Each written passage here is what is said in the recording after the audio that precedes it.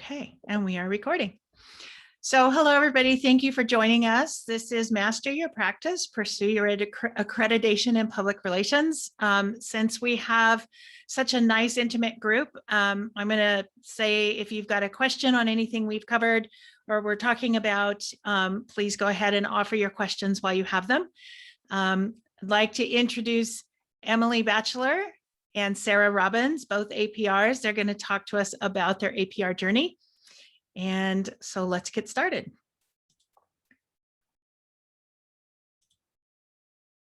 Come on now, slideshow. There we go. Okay, so I'm Kathie Taylor, APR. I got my APR in December of 2017. I was led through it kicking and screaming by a very determined friend of mine who felt I needed to have it. And since I had gone back to school late in life and experienced all of the studying things and the hard stuff that goes along with studying things, I was really terrified to do it. But he was persistent, and I'm so glad he was, because I have learned so much about public relations and about my practice. And I mean, we apply the principles, especially RPI, research, planning, implementation, and evaluation, to just about everything we do, even when we purchase software for the business. So I'm super glad I did it. And in my capacity as the Vice President of Professional Development for the Sierra Nevada Chapter, I'm really excited to be able to mentor people through the process, because I learn every day from everyone that I talk to about the process. There's some new stuff this year. So Anne, I'm glad you're here, because they're changing up the way that we maintain our credentials. So we're going to talk a little bit about that. So first things I'd like to ask you is, what are you hoping to learn today?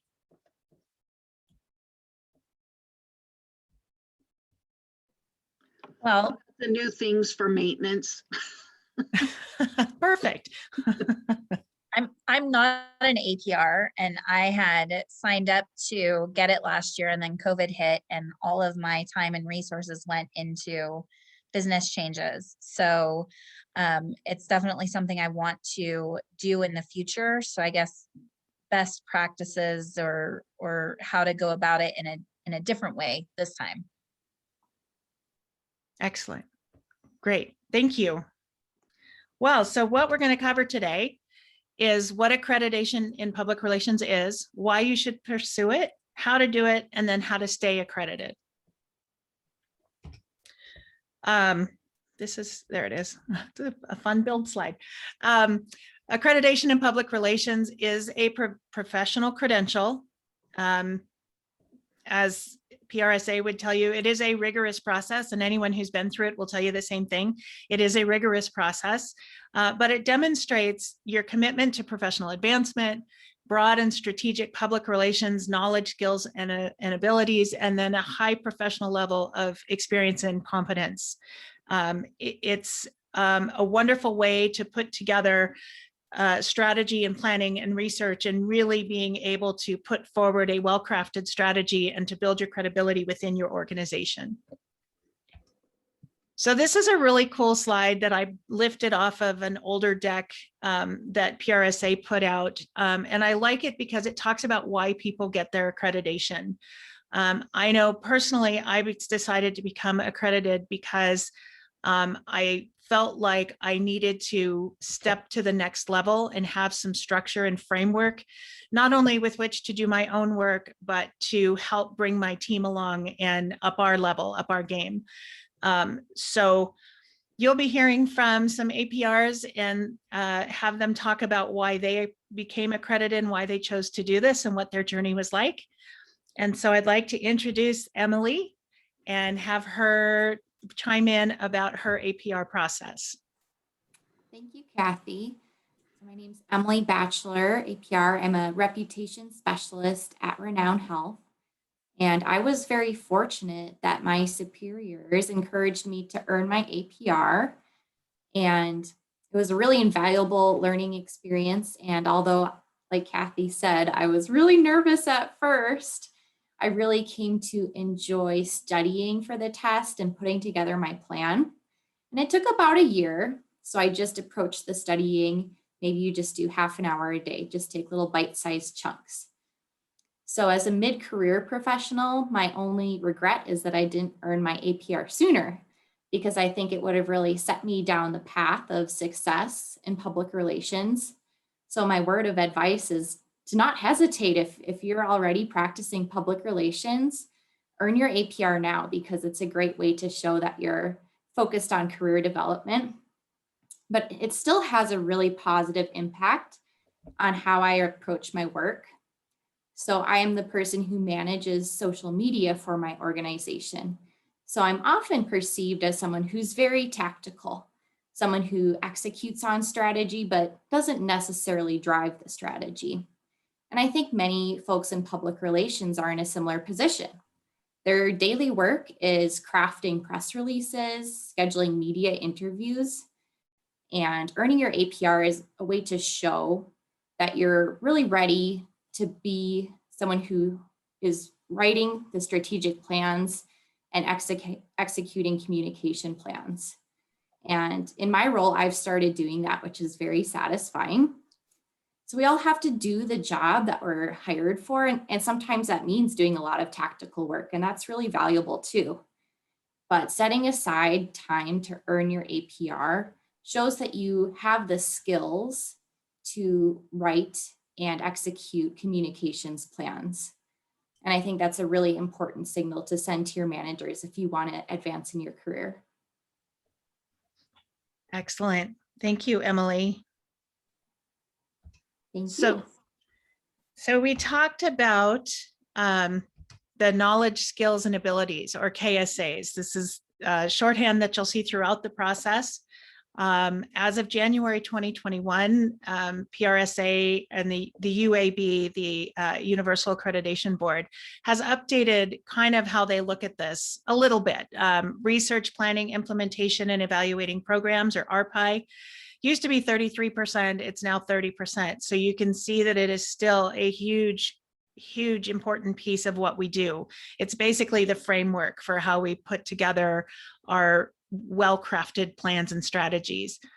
There's a section on applying ethics and law, managing issues and crisis communications, which in these days probably a super important part of our roles. Understanding communications models, theories, and history of the profession. Leading the public relations function. This is one that got bumped up a few points because leadership in our roles is critical to our success as people who have act as trusted advisors to our higher ups or our CEOs or whoever we are leading and helping lead organizations. And then managing relationships, because public relations truly is a relations-based career path. So I mentioned the UAB, or the Universal Accreditation Board. This is 9 participating public relations organizations that get together and manage this process. I've bolded Public Relations Society of America because that's primarily who we work through, but there are a number of other organizations. And I think it's worth noting that it's associations of public information officials, it's various state organizations, and then there's the government communicators, religious communicators. So this is something that is really important in a lot of areas. And so I think it's indicative of how important public relations is, that these organizations group together to form this process. So the role of the Universal Accreditation Board is that they basically develop and implement the policies for this program, and they help to put together the exam and to maintain the accreditation process through the exam. They review appeal cases, and then they grant accreditation once you've gone through all of the various steps. So to get going, eligibility, you need to be a member of one of the 9 participating UAB organizations. It's recommended that you have 5+ years of paid full-time experience. The fee for this is $385. And when you're done, this was a big surprise to me. I didn't know this, but I got a check back from PRSA for $110 and I was super excited. So once you get through the process, you're rebated $110 against your costs. Some chapters also offer a small rebate or stipend for doing it. It's not something that we do in our chapter here, but it is something I'd like to look into for future opportunities. And then as long as you fulfill the maintenance requirements to keep your APR, it is good for life. And we'll talk a little bit later about what that maintenance of accreditation is. So your steps, because we love our steps and we love our processes, we're going to run through this. Our step one, of course, is to apply. So you will pull the application off the website, print it out, fill it out, submit it with your payment to PRSA. There are payment plans. So the $385 fee can be paid all at once, or you can break it up into 2 payments. It does cost a little more to do it that way. So it ends up being $405. So there's $20 fee that goes with that. You submit the form to PRSA, and then you will be notified of your eligibility to start the process. And then you're going to access all of the information, the reference materials, your local preparation courses, or district ones, as the case may be, mentoring and coaching. So our second step is we're going to begin studying, and the study guide that you'll get is pretty comprehensive. And then they will also recommend additional texts to fill out your reading materials. Before you go buy all the books, and I speak from experience, I went and I bought all the things. Make sure that you actually need those. You know, talk to other APRs in your chapter, talk to your VP of professional development, and find out which texts are really important. Probably the biggest one besides the AP style guide is Cut Lips and Center Effective Public Relations. I still have that on my desk today. So some texts are better than others to make sure if you're on a limited budget or you don't have resources to get more of the books, those two are really the best ones. And then figure out how you work best. Some people study best on their own. I required a study buddy to help me because like I said, I went through the process kicking and screaming, and having a study buddy kept me on course. And we created a study schedule that was very effective for both of us. Or you can join an online cohort. There is online learning that you can do. Or for example, our North Pacific District has a cohort studying through the process right now. And so oftentimes you can find those, and that's a really great thing because you can bounce things off of each other, bounce ideas off of each other, and so on. So step 3 is the panel presentation questionnaire. And I'm going to say that the panel presentation is probably the thing that gives our candidates the most angst, is in prepping a plan and delivering it to your peers for feedback and coaching.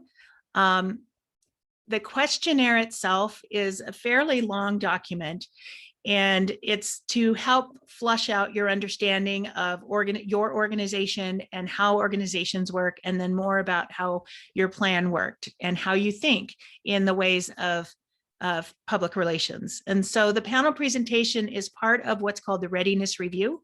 And that is where you're going to go in front of a panel of APRs and deliver a plan that you've written or that you've had significant experience in, and you're going to be coached on how to best prepare for the exam. So you'll work with your APR chair or your VP of professional development with this panel presentation, and then you'll submit it to your chair at least 15 days in advance of scheduling your panel presentation, and then you will have the panel presentation. So what this is your readiness review. It's where you are going to present a public relations plan. You're going to talk about your plan with a panel of 3 APRs and your APR chair. And their job is to assess your readiness to continue to study for the exam.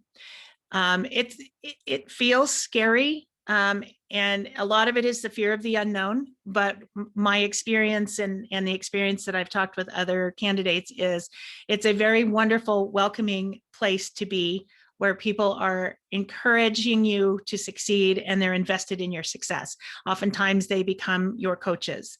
So you will respond to your panelists' questions. They will score you in 12 knowledge, skills, and abilities, or KSAs. They will help assess your readiness. They'll send their recommendations to the UAB, and then the UAB will determine your readiness and send you a lovely letter that says, yes, you are ready to move forward.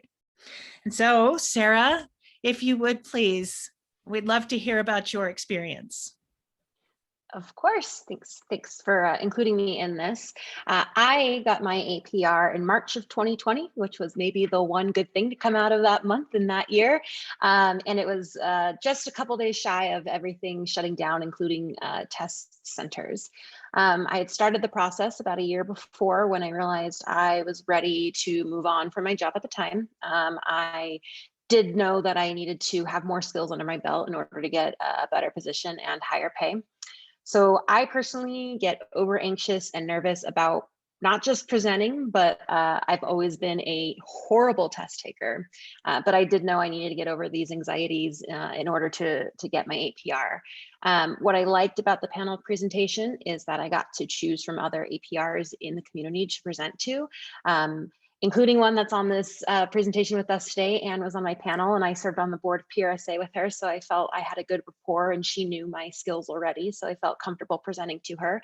And I also chose someone who was a former professor of mine. And even though I hadn't taken a class from him in well over a decade, I still felt like I knew how to present to him. So I felt like that helped me set myself up for success by having that comfort level.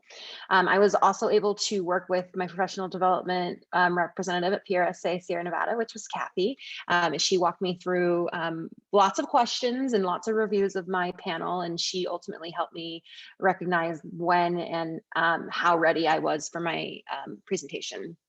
And then once we got to presenting, it ended up being more like a conversation, and I was probably more nervous than I needed to be, especially knowing all the people on my panel. But it really was just a check-in on my skills. And at the end of the discussion, I came away with some great advice that helped me understand where my areas of weakness were in relation to the test and where I needed to really focus in on. And then I went into the test knowing that most people do not pass on the first try, but I was one of those people. It was another good check-in opportunity that allowed me to further understand where I needed to study. And I did pass on the second attempt, and it's been an essential component of my career ever since. And I certainly wouldn't be in the role I'm in today without my accreditation. Awesome. I remember that, Sara. I remember sitting through that with you. And when I did my panel presentation, I had a woman who had been a mentor to me for many years. And I thought I would have that same comfort level. And then I was terrified, absolutely terrified to let her down. And she was absolutely wonderful and very supportive. And again, the growth that you get from talking with your panelists is really important. Absolutely. And I really do appreciate that we have the opportunity to choose who's on our panel. I think that just helps with the process, because then you're going in with people that probably already know a little bit about you and how you work and how you think, and have a just better understanding of who you are overall. For sure. For sure. I like that too. And just for the requisite disclaimer, the panelists are screened to make sure that there's no conflicts of interest. You are given an opportunity to choose who's on your panel, as long as there is no conflict of interest. But that is a fun thing. Okay, so once you have received your wonderful letter that says, yes, you are ready to go and you should continue prepping, we want to make sure that you have all of the things you need to get through your exam and for studying, and to understand what's on the exam. And we'll talk a little bit more about the exam in a second, but the best thing you can possibly do is figure out how you study best. And if it's that cohort thing you need, if it's a buddy you need, if it's leave me alone, I'm best on my own, then that's perfect too. And make sure that you have check-ins. My job as the development chair is to have those check-ins and help you stay accountable to your own schedule and your own ideas. Studying for the exam, you can power through it in as little as 4 months. You have a year from the time you sign your agreement. In my case, I dawdled for the first 6 months or so and then realized that I needed to stick to a deadline. So I gave myself a deadline and then tried to weasel out of my deadline, and my study buddy wouldn't let me. So for me, it was really helpful to have an accountability partner because we kind of dragged each other along over the finish line, and it was a wonderful accomplishment. So however you study best, regular check-ins with your APR chair is really important too. And sometimes you might get a nudge, like, how you doing? Where are we at? How can I help? And we're all here for that. So another APR that maybe you work with might be handy too as a resource. So don't be afraid to ask. Everybody really wants to support you, nurture you, and coach you through the process. So then we're going to start our exam really countdown. And so when you get your letter from the UAB that says you are ready to go, they're going to provide you with a unique ID number that will help you register for the exam. Prior to the COVID pandemic, you were sent to a test center. Throughout the last year, however, the UAB and PRSA have come up with ways that you can take the test at home.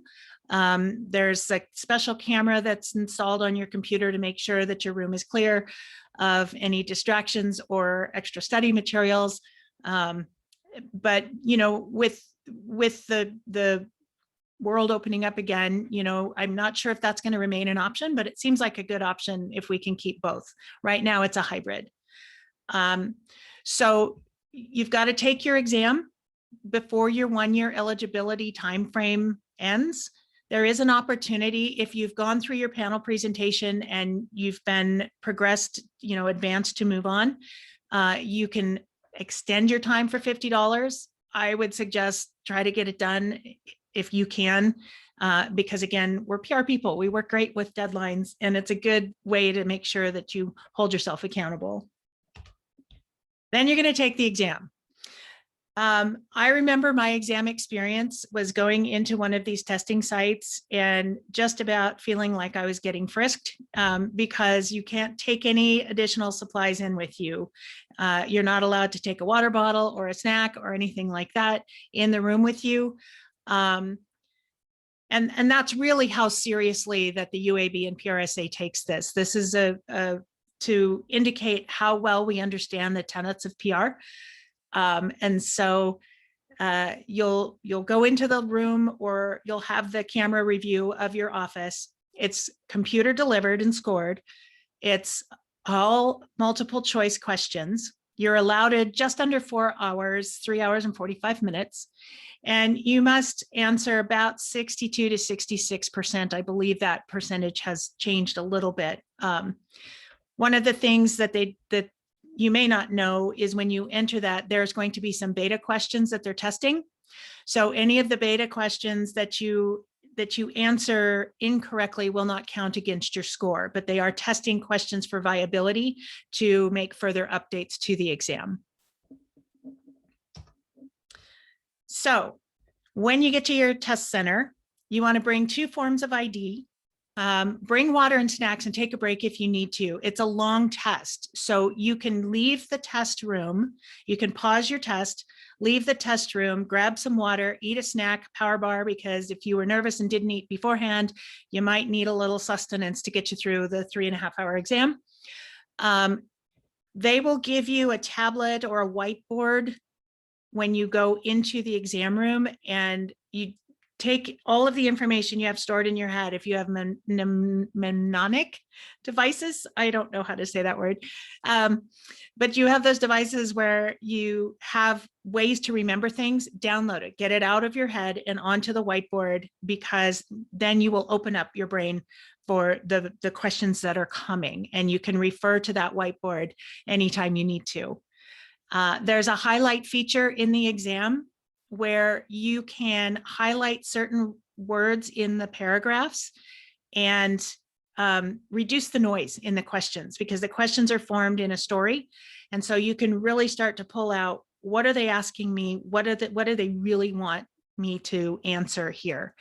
And then at home, again, you take it on your own PC and they'll tell you what to do with the camera thing, and then check your room to make sure your space is clear.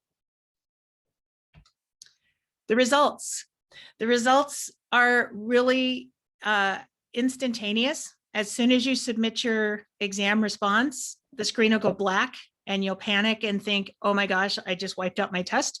And then it'll come back and tell you whether or not you passed the exam. If you passed, the Universal Accreditation Board, well, it says may grant accreditation. And they look at your readiness scores, they look at your exam scores, and then they'll notify you and your accreditation chair. As Sara said, not everybody passes on the first time, and that's okay. It really is okay. It's a lot to learn. And one of the things I think is most important about taking this exam is when you are approaching your studying is to study the language that PRSA uses. I think that people who may not pass the first time around sometimes go into it going, I know what to do. I do this every day. I am a professional. And absolutely, yes, you are. But they are testing you for the language that PRSA uses. And I think that that really helps if you go into your study process, is to look at it as you're learning the language of PRSA, and that helps a lot in getting through your test. If you don't pass, we're going to repeat the steps. We're going to go back and restudy and refocus on the areas where you need help.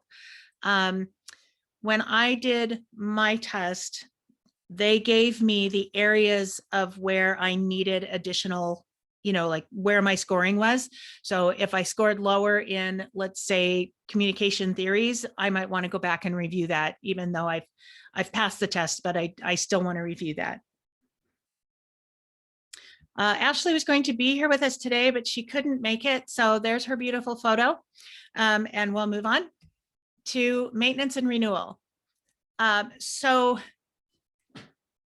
after 2020, January 1st, 2020, PRSA changed to a continuing education units model. There was a point system that was in place before. It's very similar to the point system that was before.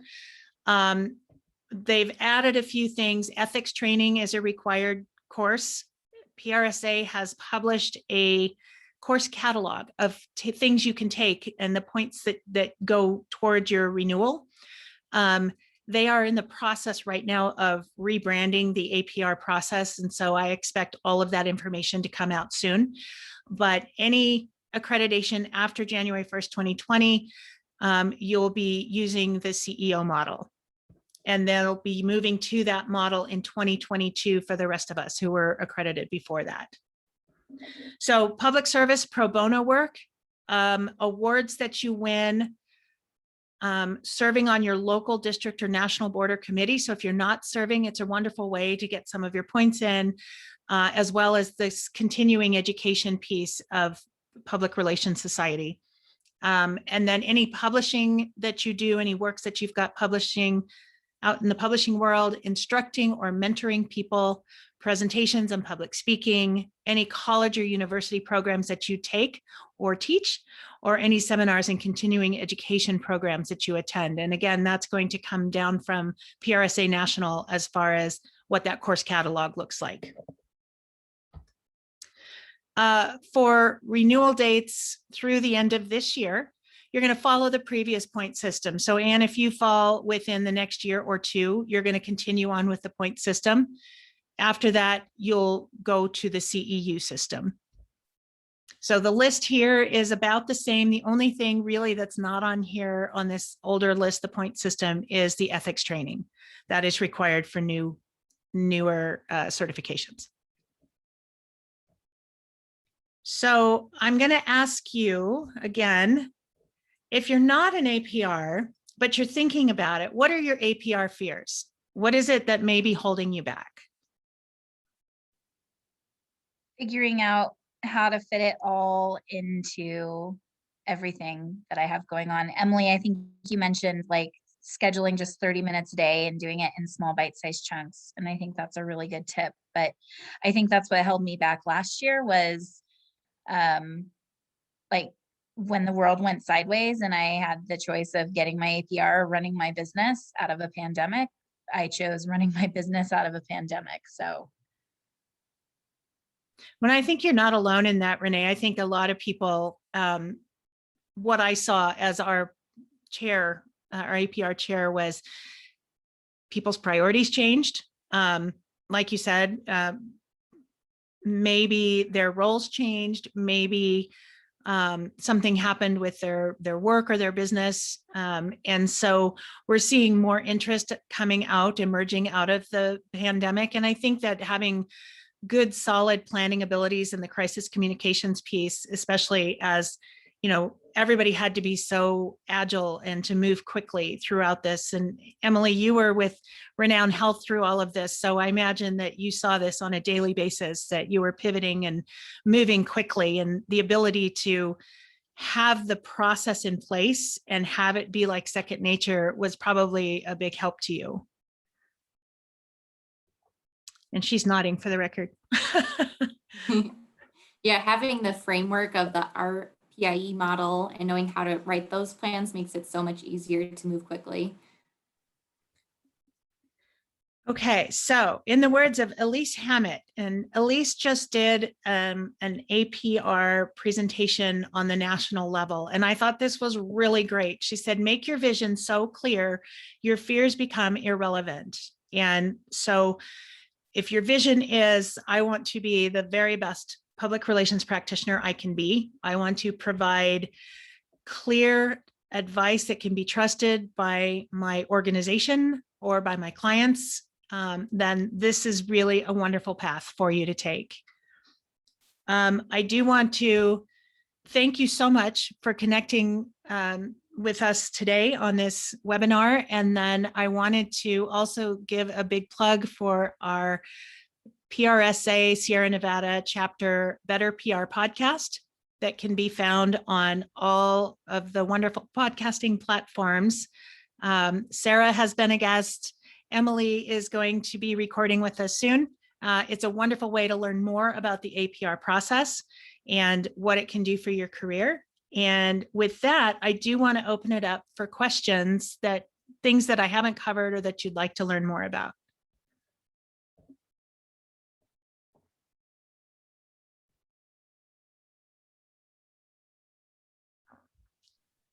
I'm in a unique position, Kathie, because you're my business partner and my mom. So anytime I have questions, I just ask you. What was the best advice that you received, all three of you guys on the panel? Like, what was the best advice you received with how to study, or how to really prepare for your panel? Mine actually came from Ashley Brune, and she told me about setting up those mnemonic devices that Kathie was talking about earlier and memorizing them, what they mean. And as soon as you get into your test, just jot it all down, get it all out of your system, and just use those as your guides for the rest of the exam. My first attempt, I didn't memorize enough. And I also kind of blanked when I went into the test because I was so nervous. But then that second time, I used the entire space and just kept referring back to it, even on questions that I wasn't sure something would apply. It ended up helping my thinking process through some of the tougher questions. The best advice I received was from my supervisor, Stacy Sunday, who had recently taken the test. And she prepared me for how hard it was. And really, when I sat down to start that test, it was really intimidating. It was very, very difficult. And I was going through it thinking, I'm gonna fail. It was very tough. But Kathie also helped me by, making sure I knew that you only need around 60% to pass. So although I know that I got some of those questions wrong, I was still able to pass and, left there feeling great. So it's quite challenging, but it's something that you can persevere through. I think one of the big things that helped me, Renee, was looking at the level of importance, if you will, for the KSAs. They're all important, every single one of them. But the one around RPIE was really key for me. And when I went through my readiness review, we spent a lot of time on setting objectives. And I think that helped me in the exam because there were a number of questions about objectives and what types of objectives and is this an example of a good one? And so I think paying attention to where a lot of the importance lies was key for me. And if there was an area that I just didn't understand and it was a low percentage point, I did the best I could with that particular one. All good tips. And you have your APR as well. So what would your advice be going into this process? Well, first, full disclaimer, I did my APR under probably 2 systems ago within, I've been a member of PRSA since the late 80s. So I took it, I mean, it's similar in a lot of ways, but obviously, no computers. I had a blue book, blah, blah, blah, seriously old school. Yeah. I was a member of the San Jose chapter or the Silicon Valley chapter when I took my APR test and went through the process. And at that time, they had a full-on study group, which I really benefited from. I'm not sure we have the numbers or whatever for that in our current, here in Reno, but I found that, I mean, I guess the bottom line is you just, like Kathie said, you just have to know how you best study in a group, online, lock yourself in the closet, and put the headphones on, whatever it is. You really have to follow that throughout the course of the weeks or months that you study for it. And really just, march to your own drum. Don't try and, pigeonhole yourself into a cohort if you know you don't do well in group study. That's really good advice too. I, last summer when I was still trying to delude myself into thinking I could do all the things, including my APR, I had signed up for one of the cohort study groups, and they were really pushing doing all of the studying and getting through that cohort and that boot camp prior to even signing up for your APR. Something that you guys would recommend, or do you feel like having that set timeline to get it done was really what helped push you through it? For me personally, I work best with goals and deadlines. So putting that action into play of going through the process of signing up was what really motivated me to start and complete the process. Yeah, I agree with Sarah. It's really great to know that I have this year, but I really can't go beyond that. So it helped me have an even approach to studying. Yeah, I would agree. I would agree with that too. Having that deadline and for me, having an accountability partner was really important in my success. Well, and Kathie, I remember when you were trying to talk your way out of taking it, and I know your study buddy and myself were like, no, you're doing it. So I do appreciate that fact. It's true. My exam was scheduled for December 22nd, right before Christmas. So there was all of the Christmas craziness, and we were growing a business, and it was, really easy for me to talk myself out of it. But having people that were supportive and caring and wanted to see me succeed really was helpful. Well, thank you all so much. I appreciate it. If there's anything you need, please don't hesitate to reach out. I'm at Kathie at inplainsightllc.com. We have our PRSA Sierra.org website, and then the national website is PRSA.org. So thank you. I appreciate all you coming and sharing your stories and asking your questions. Thank you. Thank you so much. All right. Have a great day, everyone.